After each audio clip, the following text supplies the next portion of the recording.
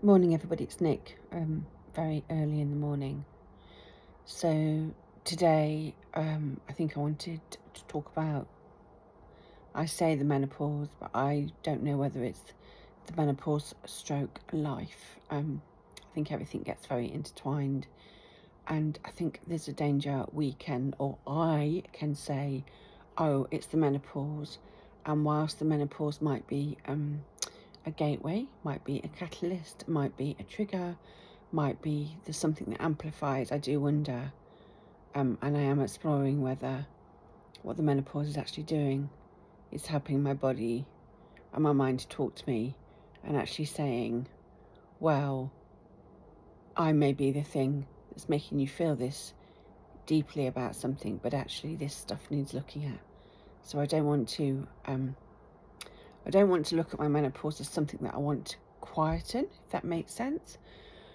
I think I want to understand it, and I think I want to listen to what needs to be listened to and explore what needs to be explored to. So that all sounds quite metaphoric, so to try and give some context.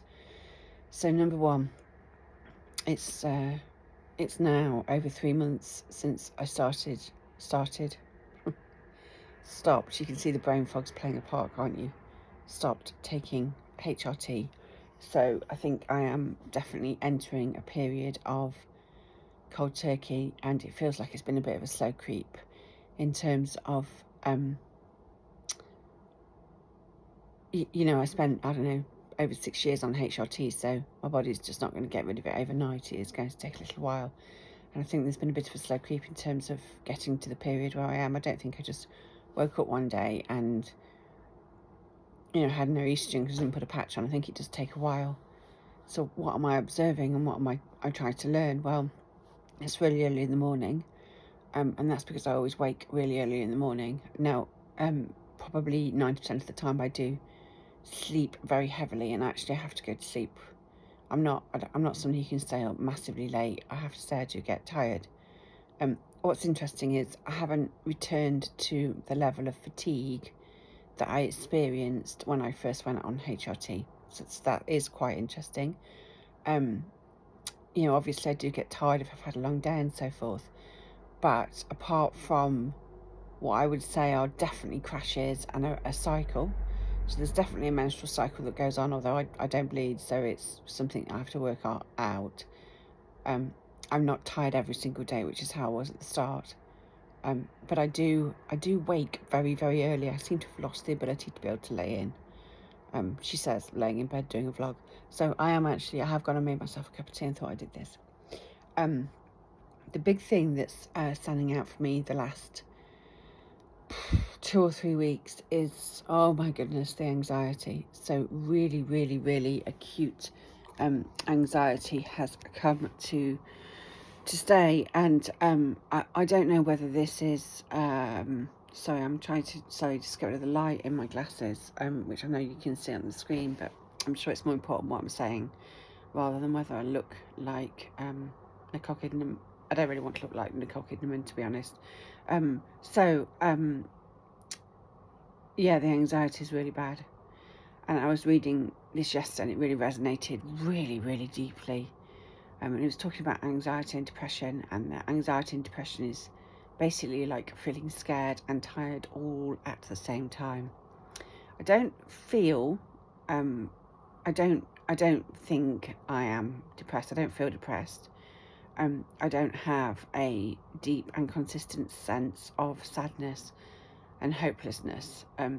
I do have periods of feeling sad and crying and perhaps feeling grief, but that actually feels it. Really, I really feel it. So the saying, you've got to feel to heal, and I have had depression before, and I think the two are very different. So I don't really worry about that at the moment, but the anxiety is really significant, and I have very disproportionate responses to really quite pissy things. And when I read that yesterday, I recognised what it was. I spend a huge majority of my time feeling scared about stuff. And actually, if you were to ask me what about, I can't always articulate it. In actual fact, very often. I cannot articulate it. It's just a feeling. And it did lead me to wonder about whether, so this is the menopause, I'm getting really severe anxiety, or whether what the menopause is doing is highlighting the fact that actually life can be quite scary. That's the bottom line. It can be quite scary. That there is a lot of stuff that can go wrong. I think the key is how I can better process and deal with that.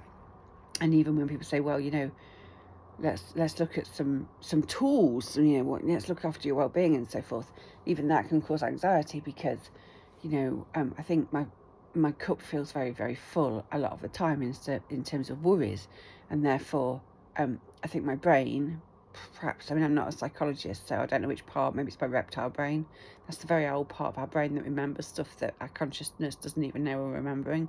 So for example, if you fall and hurt yourself, so here's a good example.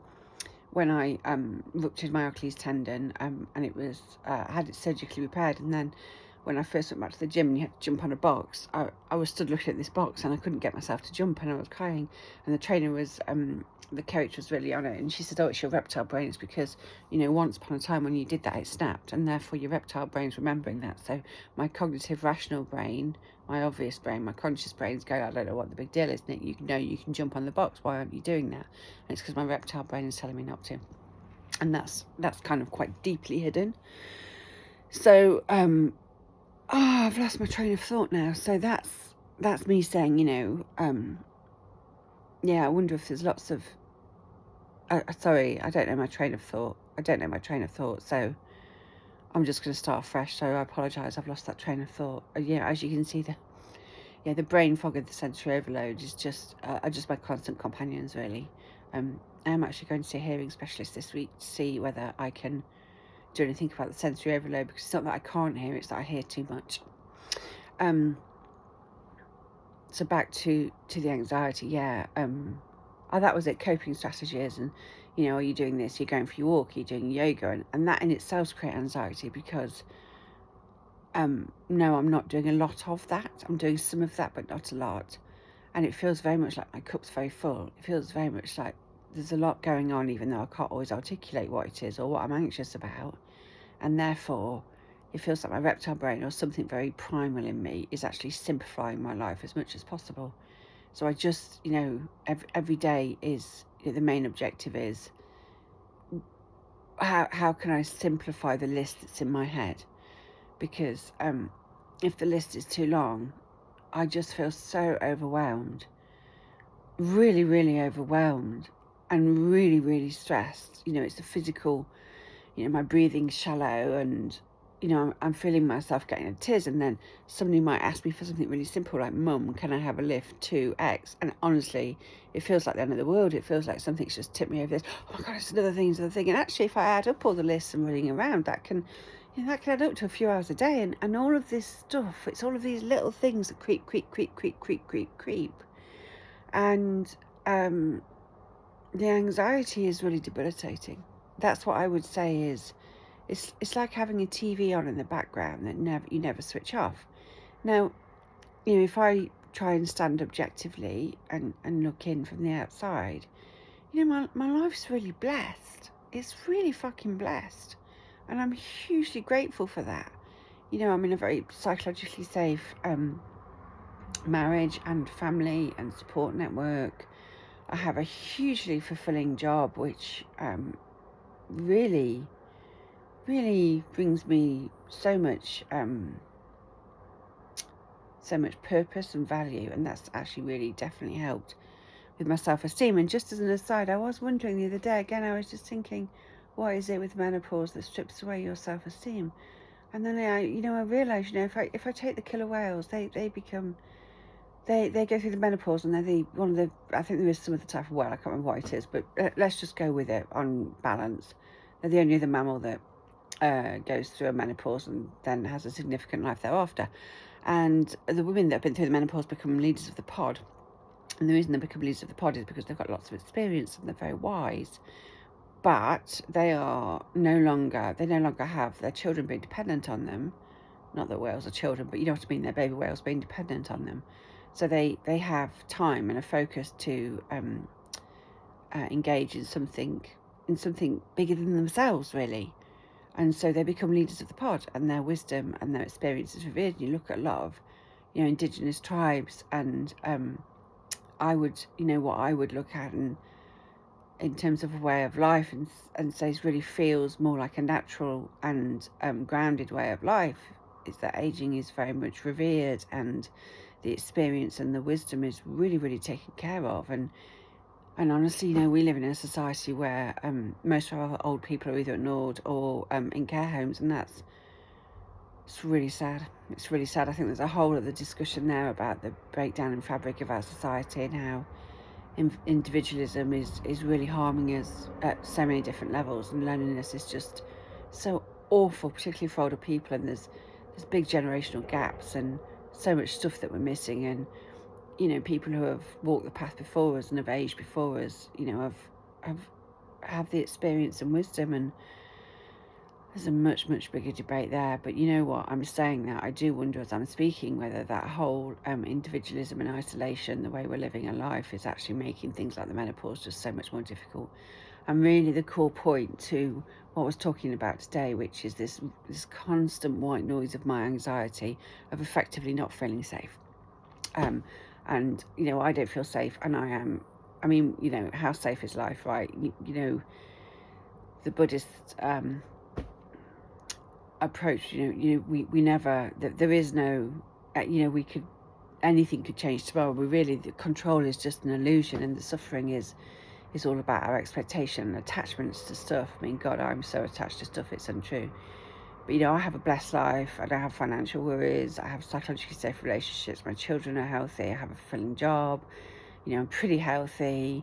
I live a beautiful life. And it's by design. I really design a very beautiful life because I love beauty. I love pretty things. I love feeling of comfort. I love feeding people. I love laughing. I love joy. I just love embracing all of that. So if I'm not feeling safe, and I have all of that around me, there's a really big question there about what is it that we need to feel safe, isn't it? And maybe we're just, not maybe, but I don't think we are living a life that makes us feel terribly safe a lot of the time. And, it feels like a lot of stuff we've designed is very much built on sand. But I do wonder, so I don't think it's the menopause that doesn't make us feel safe, but I do think it's the menopause that is amplifying or revealing those feelings, because of, I don't know, maybe we just don't have the ability to pull the wool over our eyes and the same thing. And maybe that's not a bad thing. I'm not saying this is bad, I'm good. I think I'm just, every day I am just trying to observe what's happening and how I'm feeling.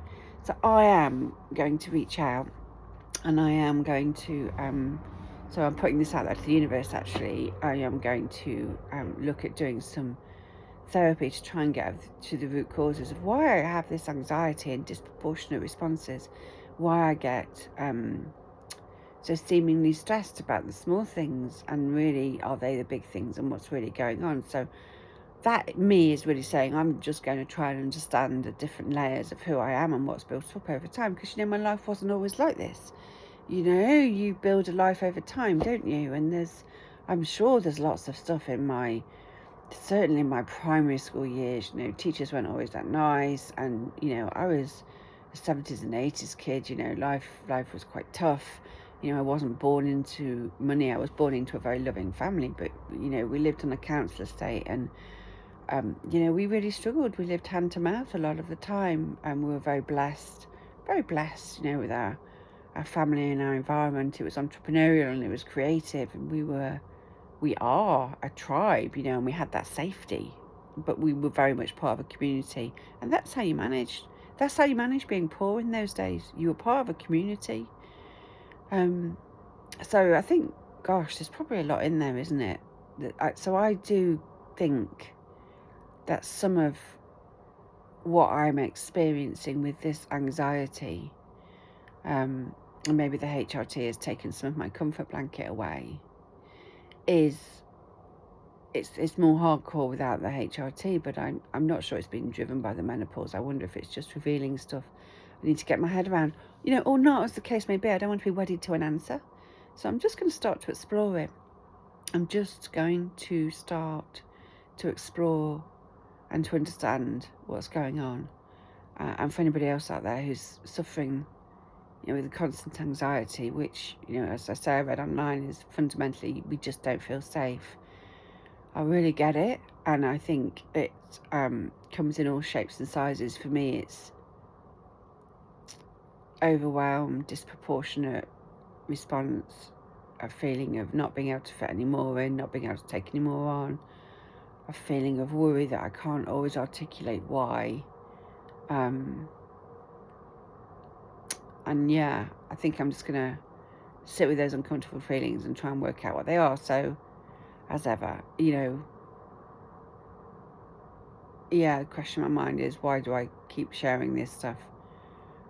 Maybe somewhere in my reptile brain, I'm kind of thinking it might help somebody else to perhaps hear that they're not on their own. And, if I hear somebody say me too, there is a sense of almost relief, really, that I'm not just so mad and so out there on my own. There is no predefined path or person that I can talk to. And throughout all of this, the really big thing I hang on to, which I absolutely adore, actually, Dr. Edith Ego, for any of those who follow her, she's a psychologist, Holocaust survivor. She's really quite something. She's amazing. Always has this wonderful mantra, which is, we always have a choice, that life can happen for us or life can happen to us.